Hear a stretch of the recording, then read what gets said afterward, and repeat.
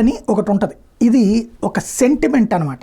ఈ మధ్యన 2011లో ఒకప్పుడు ఈ ఫిష్ కనబడ్డప్పుడు జపాన్లో భూకంపం వచ్చింది. ఒడ్డున దాదాపు 20 ఓవర్షిప్లు తేలిని. ఆ తర్వాత భూకంపం వచ్చింది. అంటే ఓవర్ ఫిష్ కనిపించింది అంటే సంథింగ్ ఏదో సముద్ర పడుగు ఏంటంటే అసలు బయట కనిపించు దొరకవు చేపలకి, ఇదే చేపల వేటకి. అట్లాంటిది వింత ఆకారంలో ఉండేటటువంటి ఈ చేప మిగతా చేపలతో పోలిస్తే ఓ పాములాగా పొడుగ్గా ఉంటుంది. 12 అడుగుల పొడవు ఉంటుంది, 30 అడుగులు పెరుగుతుంది. అది పెద్ద కళ్ళు, దాని తల మీద ఎర్రటి కుచ్చు కూడా ఉంటుంది. సాధారణంగా ఈ చేపలు సముద్రపు అట్టడుగు పొరల్లో ఉంటాయి.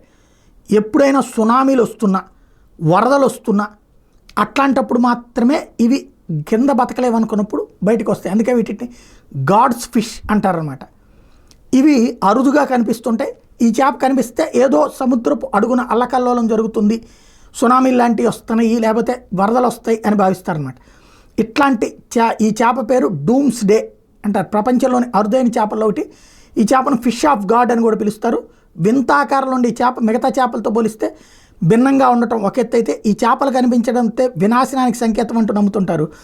ఇలాంటి దశలో ఇప్పుడు ఈ చేపలు కాస్త తాజాగా జపాన్ పరిసరాల్లో మళ్ళీ కనిపించడంతో ఒక్కసారి కలవరపడ్డారు. సంథింగ్ ఏదో జరుగుతుంది అన్నటువంటిది భయపడుతున్నారు.